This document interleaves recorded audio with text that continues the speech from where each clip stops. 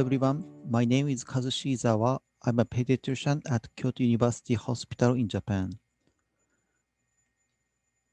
I'd like to thank the organizers for giving me this opportunity. Also, I'd like to thank my colleagues, collaborators, patients, and their families.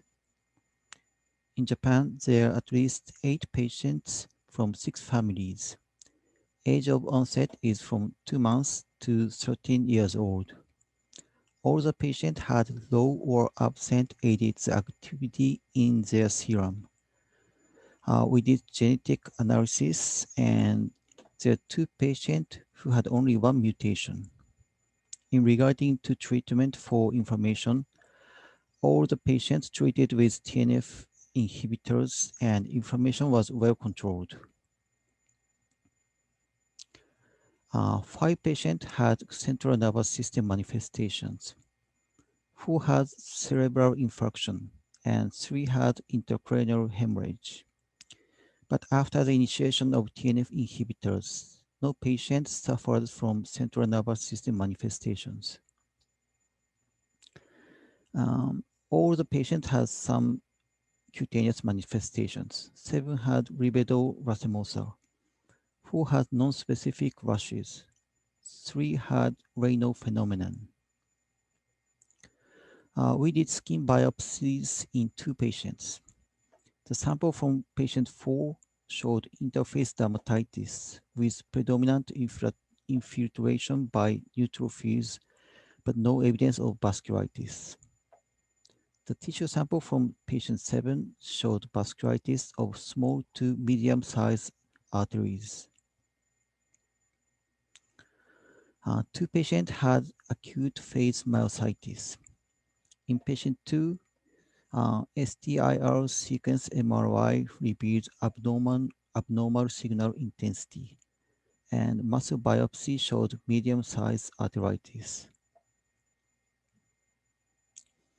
In our cohort, there are 2 patients who suffered from pure red cell aplasia. 1 patient spontaneously recovered, and the other patient controlled with cyclosporine. So far, they do not need stem cell transplantation. Let me explain in detail. The first patient is patient number 5, the younger brother of the other 2 patient. This older sister had recurrent fever and rash from 3 months old. And she was diagnosed with DADA2 and treated with TNF inhibitors. And inflammation was well controlled, and she did not have pure red cell aplasia. And this patient, he was doing well after birth, but because his sister was already diagnosed with DADA2, we discussed with his parents and decided to genetic analysis and measured ADH activity. And at 1 month old, we found that he had same mutations and ADH activity was absent. He had no fever, no rash, but at 2 months old, he had severe anemia.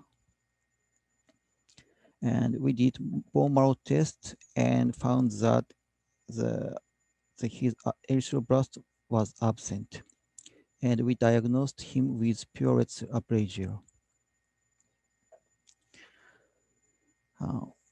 We transfused red blood cells once, and hemoglobin levels went up gradually. After a few months, he began to have fever and rash, and we started TNF inhibitors. He is now 2 years old, and pure red cell aplasia never recurred. And second patient, she was a 13 years old girl. She admitted to hospital because of severe anemia. Virus test, including parvovirus, was serologically negative. And bone marrow test indicated erythroblast hypoplasia.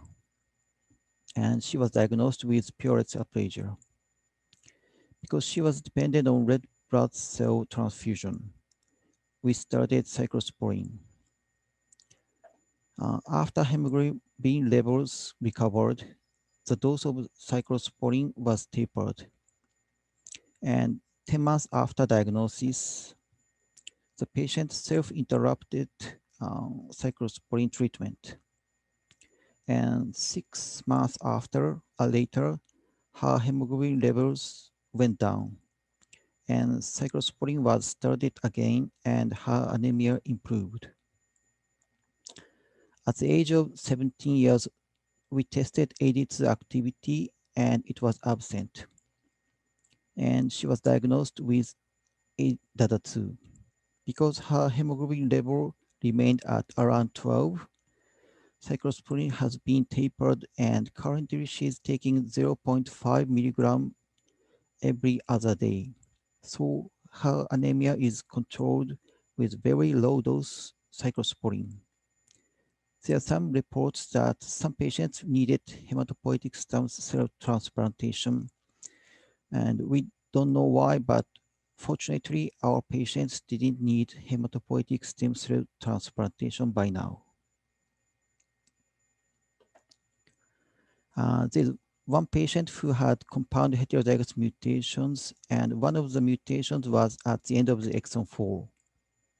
This mutation was previously reported as pathogenic, but its functional consequence was undetermined. So we checked messenger RNA expression of AD2 gene using PH-BLAST from patients and controls. And as you can see here, extra bands were detected in patient 8. And finally, we sequenced this band and found that there was no exon 4. So it seems that this mutation caused aberrant splicing of exon 4 skipping like this. Some papers report that there are some DADA2 patients who have only one mutation. It's same in these two patients. They suffered from intracranial hemorrhage or infarction and hypoglobulinemia. AD2 activity was absent in both brothers. In genetic analysis, we could find only one disease-causing mutation. To find another mutation, we analyzed messenger RNA level. As you can see here, with normal condition, we could just find one band. But using cyclohexamide to stop nonsense-mediated decay of RNA, we could detect another band here. It seems that there are abnormal splicing because of deep intronic mutation. But this is still ongoing experiment, and we do not have a clear answer yet. Probably in some patients, another mutation would be located in deep intron. In summary, there are 8 DADA2 patients in Japan, and it seems there are 3 more patients in Japan from our personal communication, but we don't have detailed data yet. Information was well controlled with TNF inhibitors as reported in previous reports.